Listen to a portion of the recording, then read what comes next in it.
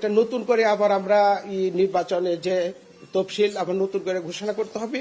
তখন যারা যারা দিয়েছেন তারা নতুন করে না দিলেও চলবে, কিন্তু নতুন করে যারা দিতে চান তারাও দিতে পারবে। এখন সেটা এখনো সিদ্ধান্ত হয় নাই, এটা কমিশনের মিটিং এ বসে শিগগিরই আমরা সিদ্ধান্ত নেব ইনশাআল্লাহ।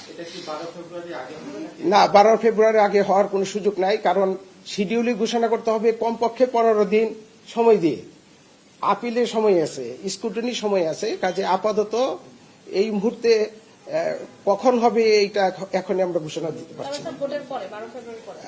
অবশ্যই 12 ফেব্রুয়ারির পরে এই নির্বাচনটা হবে।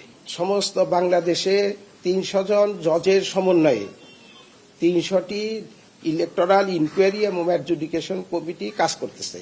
তাছাড়া অনেক এক্সিকিউটিভ ম্যাজিস্ট্রেটরা মোবাইল কোর্ট পরিচালনা করতেছে।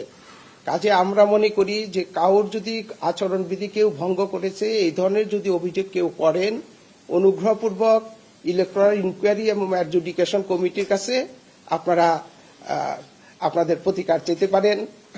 উনি কোনো একটা ইনফরমেশনের ভিত্তিতে, তথ্যের ভিত্তিতে, অথবা ওই কমিটির নিকট যদি কেউ কোনো অভিযোগ দায়ের করে অভিযোগ ভিত্তিতে, অথবা কোনো রিপোর্টের ভিত্তিতে ইলেকটোরাল ইনকোয়ারি এবং এক্সিকিউটিভ কমিটি বা অ্যাডজুডিকেশন কমিটি কাজ করতেছে, তারা সেখানে বিষয়টিকে কগনিজেন্ট নেবেন এবং যথাযথ আইনি ব্যবস্থা তদন্ত সাপেক্ষে কমিশনের নিকট তাদের প্রতিবেদন প্রেরণ করবেন, রিকমেন্ডেশন সুপারিশ প্রেরণ করবে এবং সেই মোতাবেক তাদেরকে শাস্তি দেওয়া হবে বা তাদের বিষয়ে ব্যবস্থা গ্রহণ করা হবে। যদি নির্বাচনের কর্মে নিয়োজিত কোনো কর্মকর্তা যদি তিনি নিজেই আচরণবিধি ভঙ্গ করেন বা আইন ভঙ্গ করেন বা তার ভিতরে পক্ষপাতিত্ব বা দেখা দেয়, তাহলেও যে কেউ ইনকোয়ারি, আমাদের যে ইলেকটোরাল ইনকোয়ারি এবং অ্যাডজুডিকেশন কমিটির কাছে আছে, তাদের কাছে অভিযোগ দায়ের করতে পারে।